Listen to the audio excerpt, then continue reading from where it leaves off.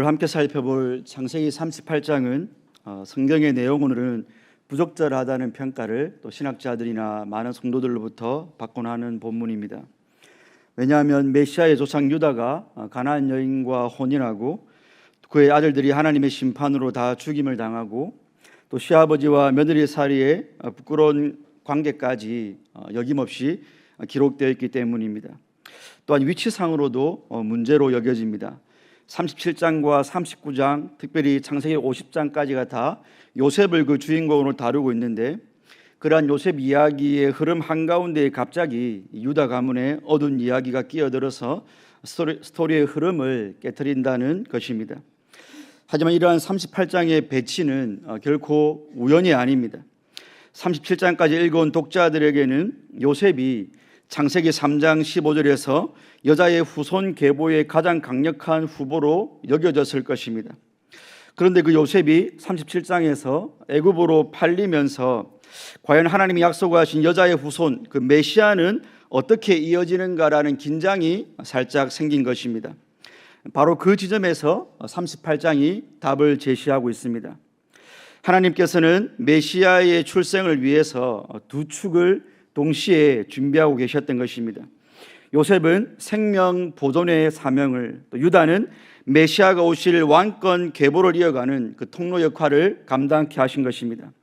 창세기 49장에서 왕의 홀이 유다를 떠나지 아니하며 그에게 모든 백성이 복종하려도라는 야곱의 자기 아들 유다에 대한 예언처럼 하나님께서는 이미 유다를 통해 왕권과 메시아 약속을 성취하실 것을 염두에 두고 계셨던 것입니다. 그런데 창세기 38장에서 보여주는 유다 가문의 상황은 절망적입니다. 유다의 이방 혼인으로 거룩한 선민의 구별성이 흐려졌고, 또한 장자 엘과 둘째 오난이 연속으로 하나님의 심판을 받아 죽임을 당했고, 특히 오난은 그 하나님의 법인 형사치수, 즉 형이 죽으면 그 형의 아내를 취하여서 가문을 세운다는 그 의무를 고의로 거부하여서 약속의 계보를 의도적으로 차단했기 때문입니다. 설상가상으로 셋째 셀라마저 다말 자기 며느리에게 주지 않으므로 메시아가 와야 될 후손의 길이 완전히 막힌 것처럼 38장은 증거하고 있습니다. 하지만 바로 그 절망의 틈에서 하나님의 놀라운 돌파가 드러납니다. 죄인은 계속해서 하나님의 구원 역사를 막으려 했지만 하나님께서는 친히 그 막힌 곳을 여시고 길을 내신 것입니다. 이 시간에는 함께 주어진 본문을 따라가면서 유다 가문이 어떻게 하나님의 구원 계획을 막았으며 동시에 하나님께서는 그 막힘을 어떻게 돌파하셨는지 함께 상고해 보도록 하겠습니다. 먼저 1절로 5절을 보시면, 그때 유다가 자기 형제들로부터 떠나 내려가서 가나안 사람 수아의 딸을 보고 그를 데려다가 동침하였다라는 구절로 본문이 시작하고 있습니다. 여기 유다가 내려갔다라는 표현은 물론 1차적으로 지리적인 이동을 의미하지만 동시에 하나님의 약속이 흘러가는 거룩한 가족 공동체로부터 그 멀어졌음을 상징합니다. 그리고 그는 가나안 여인과 결혼을 하게 된 것입니다. 유다의 이방 여인과의 결혼은 하나님의 백성이 우상 문화 혹은 우상 숭배와 섞이면서 그들 선민의 거룩한 구별성이 사라지고 메시아가 오실 거룩한 계보를 위태롭게 하는 행위였습니다. 그래서 아브라함과 이삭과 야곱 모두가 다 가나안 여인을 아내로 삼지 말라라고 자기 아들들에게 경고를 했던 것입니다. 그러므로 이런 유다의 이방 여인과의 결혼은 하나님의 언약 메시아를 오게 하는 첫 번째 막음입니다. 유다 스스로가 하나님의 구원 계획을 가로막게 된 것입니다. 이방 여인과 결혼한 유다는 장자 엘과 둘째 오난을 낳았습니다. 6절과 7절에서 엘은 장자로서 자연스럽게 가문을 계승할 것으로 독자들은 기대할 수 있습니다. 사람들은 이 장자를 통해 계보가 안정적으로 이어지고 3세기 상장 15절에 원복음에서 약속한 여자의 후손 메시아가 올 것으로 생각했을 것입니다. 비록 유다가 가나안 여인과 결혼하는 실수를 범했지만 그래도 장자가 있으니 가문의 미래는 안전하게 보였을 것입니다. 그런데 갑작스러운 내러티브가 전개됩니다. 본문은 그 엘이 장자가 여호와 보시기에 악함으로 하나님이 그를 죽이셨다라고 간결하게 기록하고 있습니다. 이것은 꽤나 충격적인 사건입니다. 장자라는 지위, 가문 계승의 당연한 순서, 또 인간이 세운 모든 계획이 그 장자의 악함으로 말미암아 한순간에 무너진 것입니다. 따라서 장자 엘이 그 악함으로 인해 죽임을 당한 이 사건은 인간이 당연하게 여기던 장자 계승이라는 그 안전장치가 하나님 앞에서는 전혀 보장되지 않음을 보여주는 것입니다. 엘의 심판은 곧 인간이 당연시 여기는 일반적인 제도와 인간의 원리와 또 원칙의 하나님 편에서의 파기 혹은 하나님 편에서의 기각인 것입니다. 하나님의 구원 역사는 이런 인간의 상식과 제도를 따라 흘러가지 않으며, 그래서 하나님은 첫 번째 기대 통로 자체를 하나님이 스스로 무너뜨리신 것입니다. 당연히 엘이 죽자 이제 우리의 독자들의 기대는 둘째 오난에게 희망을 걸게 됩니다. 8절로 10절에서 오난은 죽은 형을 위해 후손을 세워 이름과 계보를 잇게 하는 의무를 부여받았습니다. 이는 당시 수혼법에 따른 자연스러운 절차였고, 사람들은 이제라도 엘의 이름으로 후손이 생겨서 가문이 이어지겠구나라고 기대했을 것입니다. 그런데 오난은 다른 계산을 했습니다. 형의 이름으로 자손이 생기면 상속과 지위에서 자손이 손해를 본다고 판단했기 때문입니다. 그래서 겉으로는 형수와 동침하는 척 의무를 수행하는 모습을 보이면서도 실제로는 땅에 설정을 함으로 계승을 차단하는 이중적 행동으로 고의적으로 씨가 이어지는 것을 막아버린 것입니다. 이런 오난의 죄는 단순한 성적 행위의 문제가 아니었습니다. 자기 유산 계산 때문에 형의 이름을 세우고 형의 가문을 세우라는 소원 책임을 의도적으로 거부한 것, 곧 언약의 씨의 계승을 고의로 차단한 악한 것이었습니다. 이것은 하나님의 구원 계획에 대한 직접적인 도전이었고, 그 결과 하나님은 그도 심판하신 것입니다. 이러므로 인간의 두 번째 기대마저 무너진 것입니다. 이제 남은 것은 유다의 셋째 아들 셀라뿐인데 그마저도 불확실해 보입니다. 유다는 두 아들이 각각 악한 행위로 심판받은 사실 앞에서 내가 무엇을 잘못하진 않았나? 내가 하나님의 뜻을 거스르고 있지는 않은가라고 하나님의 거룩한 뜻을 헤아리를 하기보다는 셋째 셀라까지 이럴지 모른다는 두려움에 사로잡혀서 자기의 며느리에게 그 자기 아들을 두지 않을 그런 꾀를 냈던 것입니다. 본문 11절을 보시면 유다는 다말에게 너가 너 아버지 집에 가서 내 아들 셀라가 장성하기를 기다리라고 말합니다. 즉 겉으로는 셀라가 자랄 때까지 기다리라는 합리적인 제안처럼 들리지만 이것은 교묘한 회피책이었습니다. 실제로 본문은 셀라가 그 형들같이 죽을까 염려함으로 유다의 속마음을 폭로하면서 유다가 처음부터 자기의 막내 아들을 자기의 며느리에게 줄 생각이 없었음을 보여줍니다. 단지 당장의 곤란함을 피하려고 거짓 약속을 했던 것입니다. 이렇게 해서 메시아의 계보의 흐름이 완전히 막혀버린 것처럼 보입니다. 첫째는 그 장남의 아들의 악함으로, 둘째는 그 차남의 계산된 겁으로, 또 셋째는 그 아버지의 두려움과 회피로 인해 모든 여자의 후손이 이어져야 할 정상적인 통로가 차단된 것입니다. 그런데 바로 이 시점에서 우리 하나님의 놀라운 돌파가 시작됩니다.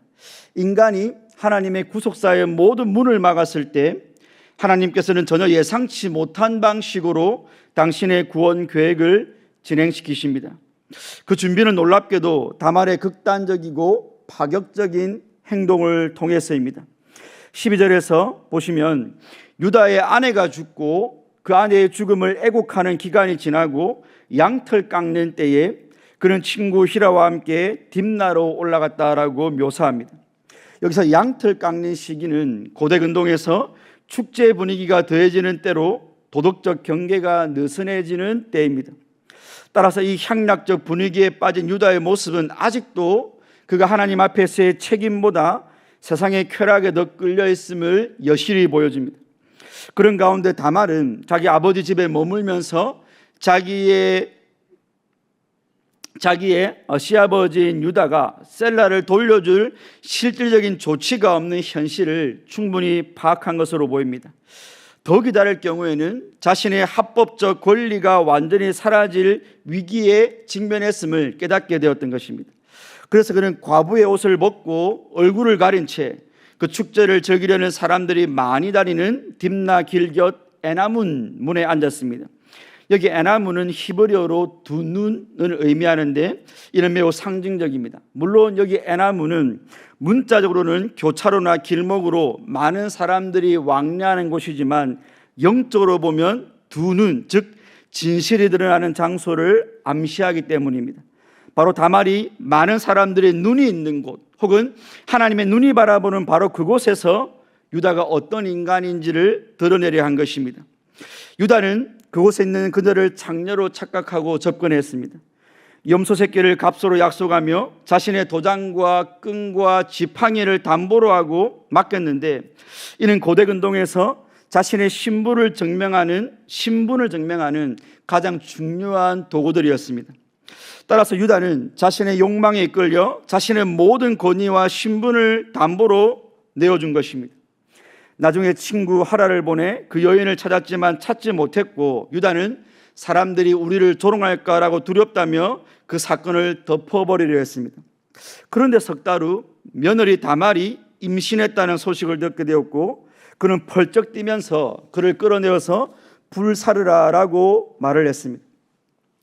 하지만 사형 집행장으로 끌려가는 다말이 이 도장과 끈과 지팡이가 누구의 것입니까? 이 사람이 바로 이 아이의 아버지다라며 결정적인 증거를 제시한 것입니다. 증거를 본 유다는 즉시 고백했습니다. 너가 나보다 더 옳다. 내가 그를 내 아들 셀라에게 주지 않았다라고 그의 잘못을 시인했습니다. 유다의 이 고백은 다말의 그 행위 자체를 어렵다고 선언한 것이 아니라 유다 자신의 언약적 의무 불이행을 인정한 고백입니다.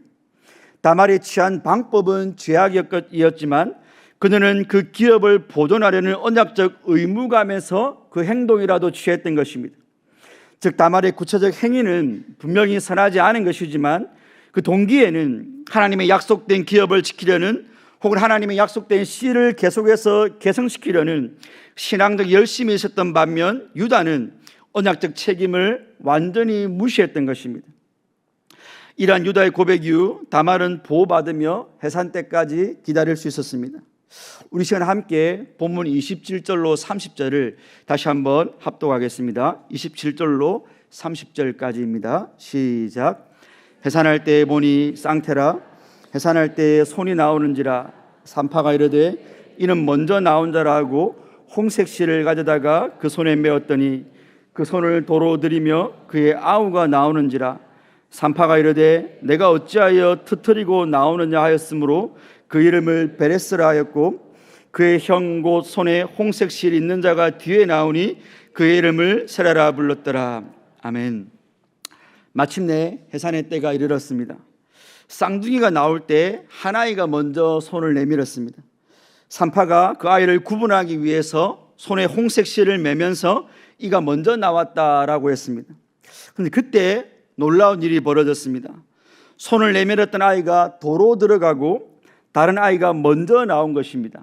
산파가 이 일은 일반적이지 않았기 때문에 놀라면서 너가 어떻게 터뜨리고 먼저 나왔느냐라고 외쳤습니다. 그리고 이 상황을 방향하여서 그 먼저 나온 아이의 이름을 베레스라고 했습니다. 여기서 베레스로 번역된 히브리어 페레츠라는 단어는 돌파하다 혹은 침투하다라는 그 동사 파라츠에서 파생된 단어로, 그 이름 뜻이 바로 돌파하여 나온 자 혹은 트트리고 나온 자라는 의미입니다. 산파는 이 아이가 형의 출생 순서를 뒤엎고 그 장자의 자리를 돌파해 나온 것에 깜짝 놀라면서 바로 그 예상치 못한 출생의 순서를 역전시킨 돌파행위 자체를 이름으로 페레츠라고 불러준 것입니다. 그 다음에 홍색 실이 손에 메인 아이가 나왔고 그 아이의 이름을 또한 세라라고 불렀던 것입니다. 이 베레스의 출생이 하나님의 구속사에서 매우 중요한 이유를 우리는 마태복음 1장의 예수님의 족보를 통해서 알 수 있습니다. 1장 3절을 보시면 유다는 다말에게서 베레스와 세라를 낳고 베레스는 헤스론을 낳고 하다가 이렇게 이어져서 마리아에게서 그리스도라 칭하는 예수가 나셨다라고 마태는 족보를 설명하고 있습니다. 놀랍게도 이처럼 베레스는 예수 그리스도의 구속사 족보에 기록된 예수님의 직계 조상인 것입니다.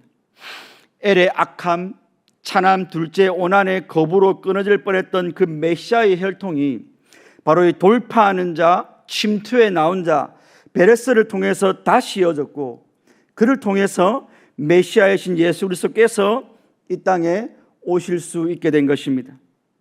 그러므로 우리는 베레스 출생에 담긴 하나님의 놀라운 돌파를 두 가지 차원에서 정리할 수 있습니다. 첫째는 세상 질서를 정복하시는, 역전시키시는 하나님 나라의 침투 원리입니다. 사라가 먼저 손을 내밀어 장자의 표시를 받았지만 실제로는 베레스가 먼저 뚫고 나온 것입니다.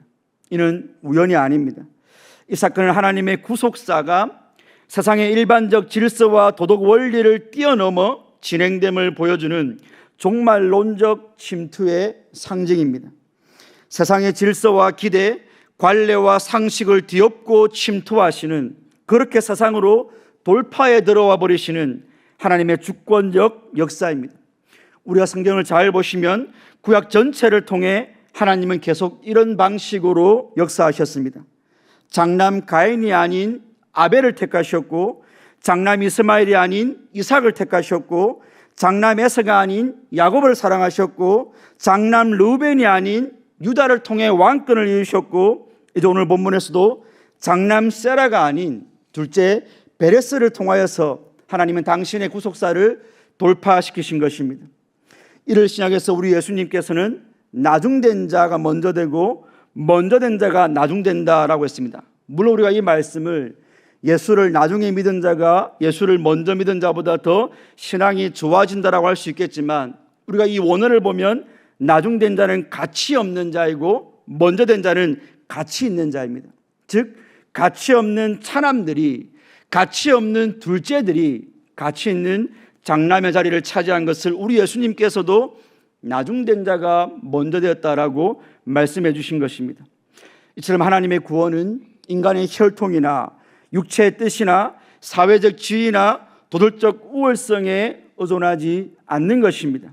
오직 하나님의 주권적 선택과 은혜, 하나님의 돌파에만 의존해 있는 것입니다. 이것이 완성된 하나님 나라의 질서가 이 타락한 세상 속으로 미리 침투해 들어오는 놀라운 구속의 역사인 것입니다. 하나님께서는 바로 이 침투 혹은 돌파라는 이름의 베레스 출생에 통해 이 진리를 선명하게 보여주신 것입니다.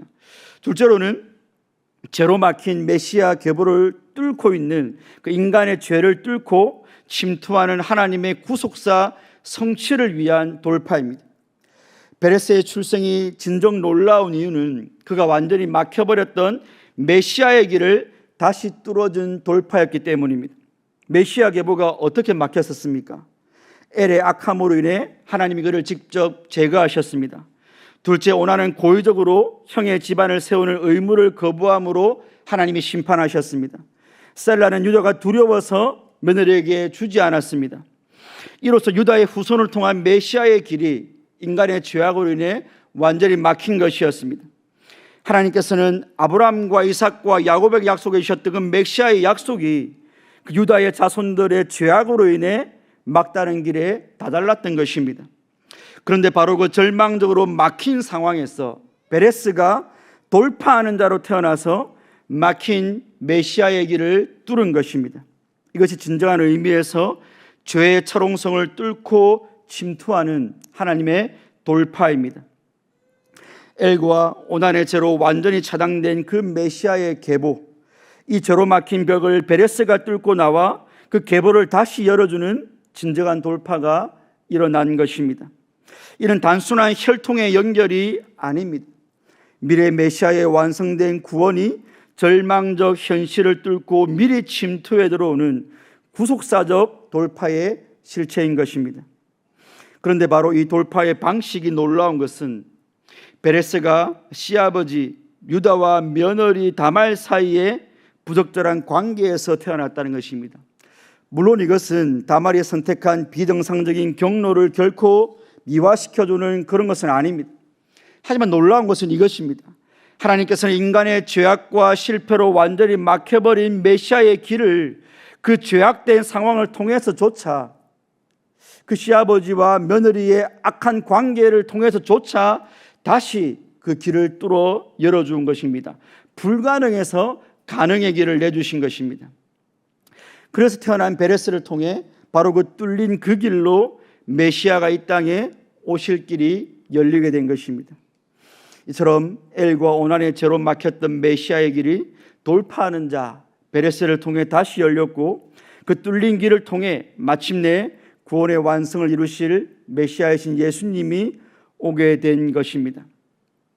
사랑하는 경계 성도 여러분, 그리고 오늘 특별히 연신을 재확인하시는 제50, 51, 52 여전교회 회원 여러분, 오늘 창세기 38장에서 베레스의 출생을 통해 드러난 하나님의 구속사 진행은 미가 2장 13절을 통해 더욱 구체화되고 더욱 점진적으로 드러납니다. 미가는 이제 이스라엘 백성들이 나중에 포로지에서 돌아올 때에 그 백성들의 행렬과 그 행렬에 앞장서는 지도자를 예언하면서 이렇게 선언합니다. 길을 여는 자가 그들의 앞서 올라가고 그들이 길을 열고 문을 지나서 나가리니 그들의 왕이 그들의 앞에서 행하고 여호와께서 그들의 선두에 서시리라 라고 포로지에서 돌아올 이스라엘 백성들의 행렬의 모습을 이렇게 묘사했던 것입니다. 여기 이 구절에서 길을 여는 자로 번역된 히브리어는 바로 페레츠, 우리 앞에 봤던 돌파하는 자 혹은 침투하는 자라는 이름의 어근과 같은 히브리 단어의 분사 형태입니다. 그래서 더 정확하게는 돌파하는 사람, 길을 여는 사람이라는 의미인 것입니다. 미가는 바로 이 포레츠, 길을 여는 자, 돌파하는 자라는 용어를 사용하여서 창세기 38장에 시작된 하나님의 돌파하심이 구속사 안에서 어떻게 더 구체화되고 점진적으로 드러나는지를 보여준 것입니다. 여기서 길을 여는 자는 단순한 안내자가 아니라 포로된 백성들 앞에서 막힌 길을 뚫고 성문을 통과할 수 있게 하시는 바로 구원의 돌파자인 것입니다. 미가는 이 돌파자를 곧바로 그들의 왕이라고 불렀고, 이어서 여호와께서 그들의 선두에 서시리라고 하면서 길을 여는 자와 그들의 왕과 선두에 서신 하나님 여호와를 겹쳐서 묘사해주고 있습니다. 여기 주목할 점은 바로 길을 여는 자, 왕, 여호와라는 세 호칭이 한 구원 행렬 안에서 중첩되고 있다는 것입니다. 이는 장차 오셔서 죄와 사망과 저주의 모든 장벽을 십자가와 부활로 완전히 뚫으실 참 메시아, 곧 완전한 신이시면서 완전한 사람이시로서 만왕의 왕으로 오실 예수 그리스도에 대한 예언인 것입니다. 그리고 이 모든 약속은 우리의 참된 돌파자이신, 우리의 참된 길을 여시는 자이신 바로 예수님을 통하여서 갈보리 십자가에서 그가 성전 휘장을 찢으시고 빈무덤에서 사망의 권세를 완전히 깨트리시어 종말론적 구원을 현세로 침투시키신, 돌파하여 가지고 오신 예수 그리스도 안에서 궁극적으로 성취된 것입니다. 그러므로 여러분은 바로 이 구원의 돌파자가 되신 예수님 안에서 세상의 가치와 기준이, 즉 둘째가 첫째가 되는, 가치 없는 자가 가치 있게 되는 이 놀라운 전복과 역전을 경험한 자들입니다. 이 가치와 질서의 전복이 바로 여러분 안에서 일어났기 때문입니다. 성경은 이렇게 분명히 말합니다.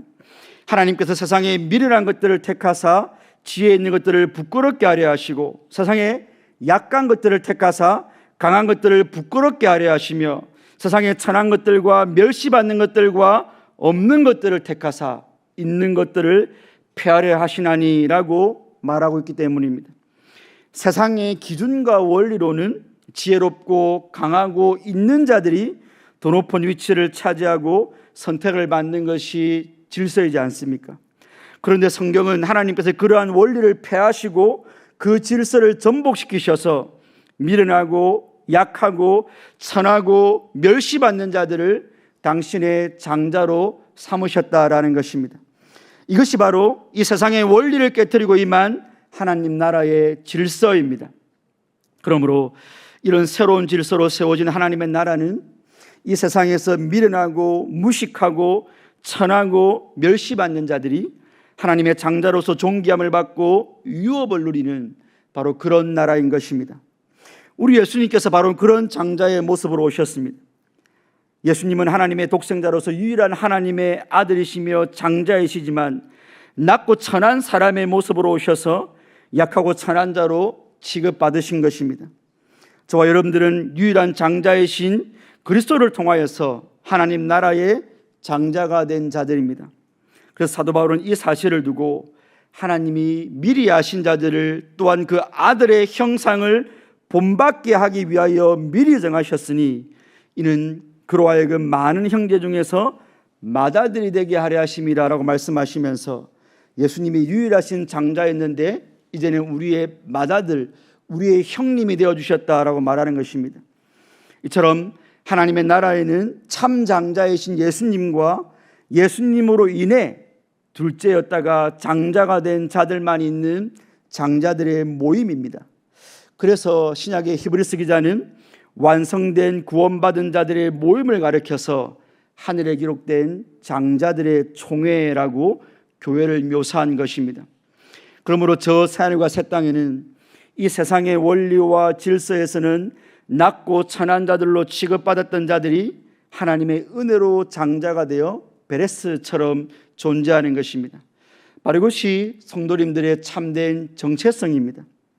그런데 하늘나라의 장자들인 성도가 왜 이 현세에서는 미련하고 약하고 없는 자, 둘째로 취급을 받는 것입니까? 왜냐하면 첫째로 우리는 하나님의 말씀의 계시가 아니면 저는 아무것도 모릅니다라고 고백하기 때문에 이 세상에서 우리는 지혜 없는 자로 취급받는 것입니다. 하나님의 장자들은요, 주님 당신의 계시가 아니라면 이 세상이 어떻게 존재하며 그 존재의 시작과 마지막이 무엇이며 존재하는 세상에 존재하는 모든 존재의 존재의의가 무엇인지 저는 저 스스로는 아무것도 알지 못합니다라고 고백하기 때문에 세상 사람들은 저와 여러분들을 어리석다, 미련하다, 과학도 모르는 자, 철학도 모르는 자라고 무시하는 것입니다.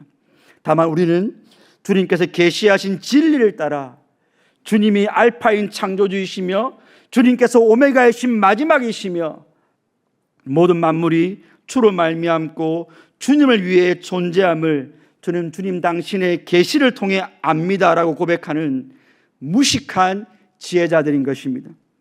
둘째로 우리는 주님의 강하심이 아니면 주님 당신이 아니면 저는 아무것도 아닙니다라고 고백하기 때문에 세상은 우리를 약한 자로 조롱한 것입니다. 그 나이 먹도록 그렇게 세상에서 아무것도 이루지 못하고 늘 주님밖에 없습니다, 주님이 도와주셔야 됩니다라고 약하게 고백하는 우리를 보면서, 특히 우리의 기도하는 모습을 보면서 세상 사람들은 의존적인 존재들, 자기 자신에게 아무것도 기댈 것이 없으니까 신을 의지하는 세뇌당한 자들이라고 우리를 무시하는 것입니다. 그러나 여러분, 우리는 그렇지 않지 않습니까? 우리는 우리의 돈, 우리의 권력, 우리의 명예를 우리 힘으로 내세우지 않고 우리의 참된 강함은 오히려 주님만을 의지하는 한없이 약한 자로 내가 존재할 때임을 알기에 이 세상의 것들을 자랑하지 않고 오히려 나의 약함과 주님의 강함을 자랑하는 그런 장자들이지 않습니까? 셋째로 하늘의 장자는 이 세상 모든 것을 가져도 정말로 주님 없이면 아무것도 없는 존재임을 알기 때문에 세상이 우리를 아무것도 없는 자, 미천한 자로 여기는 것입니다. 그래서 하늘의 장자들인 교회는 자신의 전부인 그 예수님 놓치지 않으려고 늘 노심초사하며 말씀과 기도와 성도의 교제 가운데서 나의 전부이신 주님의 가까우심과 그분의 임마누엘을 맛보려고 몸부림치면서 더욱 주님을 찾고 구하는 그런 자들이지 않습니까? 그러므로 여러분, 하늘의 참 장자이신 우리 주 예수 그리스도의 그 복음의 돌파하심으로 말미암아 여러분 모두가 둘째였다가 아무것도 아닌 자들이었다가 세상에 가치 없는 자들이었다가 예수님으로 말미암아 하늘의 장자들의 총회에 속한 장자들이 되신 것을 늘 기억하시면서 이 세상의 미련함과 약함과 천함 속에서도 하나님의 지혜와 능력과 존귀함을 드러내는 참된 장자의 삶을 살아갈 수 있기를 바랍니다. 또한 하늘의 위로와 소망을 가져다 주시는 예수님의 그 돌파가 여러분의 어둡고 두려움 가득한 마음에 날마다 침투해 들어오므로 하늘에 속한 모든 신령한 은혜들을 이 평범한 일상 속에서 생생하게 누리시기를 주님의 이름으로 축원합니다.